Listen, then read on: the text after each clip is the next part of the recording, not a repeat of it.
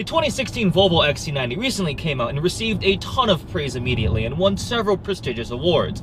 Now, a lot of people worried about the future of Volvo. Back when the auto industry was going down, Ford had to sell off Volvo to the Chinese company Geely, and people were worried that Geely would take over and change many things. Fortunately, they adopted a very hands-off approach, simply funding Volvo with a lot of cash and allowing them to do their own thing. And now, the latest result of the newest generation of Volvos, starting with this XC90, is utterly amazing. The XC90 has been around for a while. It took them quite a bit of time to refresh this to the brand new, ground-up, entirely redesigned model. From the exterior to interior and the brand new technology, this thing is truly an amazing luxury SUV. Prior to driving this vehicle, I'd spent a considerable amount of time behind the wheel of a supercharged Range Rover, and God, did I love that thing. I mean, there are so many flaws in that vehicle, but it has the luxury features, and it drives so freaking awesome, and it rides awesome, and it was so fast, and it just had the name and the looks. But after spending some time with this XC90, I'm starting to think this might be better. Ride-wise, the thing is pretty good. This has the optional air suspension, which is pretty much a necessary thing to have, because it does improve the ride. It rides great over these rough roads, and it also allows it to handle not horribly. This is a larger SUV with a high center of gravity, and body roll is actually surprisingly minimized. Now, I can't say anything about the regular stock suspension, given the fact I've never driven one, but I think air suspension is an option you need to have. The Range Rover will ride a little bit better, but that thing had just an absurd amount of body roll and just too much motion when you're accelerating and turning. This is much more composed, but also has a good amount. I mean, it feels comfortable when you're driving on the road. But the absolute best part of this car is the interior.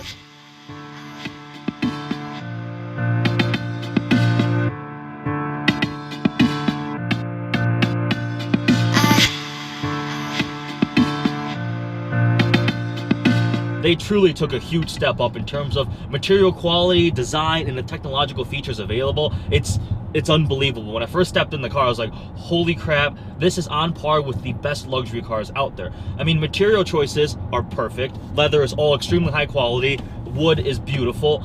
The actual design itself is sweet. These seats look epic. They're extremely comfortable. The entire screen and display, everything there is top notch. So now, if you think of any luxury feature, this car will most likely have it. 360 camera view, heated and cooled massage seats, heated rear seats, heated steering wheel, heads-up display, auto park. I mean, everything has been included. Again, this is a higher loaded model. I'm driving a T8 Inscription, so it does cost a decent amount of money. But, I mean, compared to the competitors, this thing is on par or better than all of them. I think my favorite feature is, I mean, it's not really necessary, but I think it's awesome, is the Bowers & Wilkins sound system. 19 speakers, 1,400 watts, and it is so good. There's multiple sound settings. You can pick your sound experience. There's like a studio setting, you can change intensity and then envelopment. It sounds awesome. My favorite one is the concert hall. When you listen to classical music, it's modeled after the Gothenburg concert hall, which is where Volvo's from. And not the concert hall, just Gothenburg. But it sounds amazing. It actually sounds like you're in an orchestral hall, and like the music is just echoing, and it sounds amazing. It is quite an expensive option though, $2,500, but in a luxury vehicle like this, you've got to spec it. The speakers look beautiful, the grills with the stainless steel, the metal finish with the engraved Bowers & Wilkins, a little tweeter sitting on the dash. It's truly, I think, my favorite option on this entire car, and just listen to any genre of music, it is utterly amazing. Something else amazing this Volvo has is the center touchscreen. Volvo's system is called Sensus, and they implemented a 9-inch vertically oriented touchscreen tablet-like device, and it truly operates flawlessly. It's one of the coolest parts about it is it has an infrared grid on top of it, which means you can use the touchscreen while wearing gloves, which that could be great in the winter when you're wearing gloves. Fluid motions, the graphics are beautiful, it reacts very quickly. I think it is one of the best designed touchscreen infotainment interfaces out there. You have multiple screens on the left. You can go and it'll show, I mean, lane keep assist, you can park itself, you can click, there's a hotkey to the 360 view cameras, and the center screen, it pretty much has your most commonly used features. You have your navigation, your music, your phone, and you can configure the last section to be either, right now I have it set to the sound experience, changing the type of audio I'm getting, or you can change it to show your fuel consumption, your efficiency, stuff like that. It is very well implemented. I think that A lot of automakers struggle to do something like that. In the past, I've usually preferred using a turn knob like the BMW, Mercedes, or Audi. Touchscreens don't always, they lag a lot, but this thing changed my mind. It is amazing. The graphics are perfect, and the reaction time is on par with like an iPad or a phone or something like that. Beyond the center touchscreen, my dashboard is also entirely digital. One big screen, got a speedometer on the left side, a tachometer on the right side. It's reconfigurable. You can change the design themes. It shows you battery consumption information. It shows you your trip information, navigation. Exterior-wise, I would say the XC90 is a little more subdued and understated than some of the other luxury SUVs out there. It is very clean and modern looking, but it doesn't shout, hey, this is a very expensive luxury SUV. It definitely looks good in my opinion. I really do enjoy the way it looks. The styling makes it look a little bit smaller than it actually is dimension-wise, but compared to something like a Range Rover, it definitely does not look as expensive or upscale. It doesn't have the presence that some of the other vehicles in this class have. Do I love it? I do indeed. The headlights are brilliant. I do like the taillights. Some people aren't a fan, but the exterior is they did a very good job by making it modern and not too over the top. It's understated. That's how I describe it. Powertrain wise, it is fairly complex. I have a 2-liter 4-cylinder that is both turbocharged and supercharged, mated to an 8-speed transmission. In addition, on the T8 model, the one we have right now, it has a electric motor with batteries in the back that powers the rear wheels. That provides another 87 horsepower for a combined total of 400 horsepower and 472 pound-feet of torque. Now, that sounds like a decent amount, which it is. It is adequate, but it doesn't blow me away. It's not like, holy crap, this thing is so fast, as I was reacting to a Range Rover Supercharged, because that thing is absurdly quick.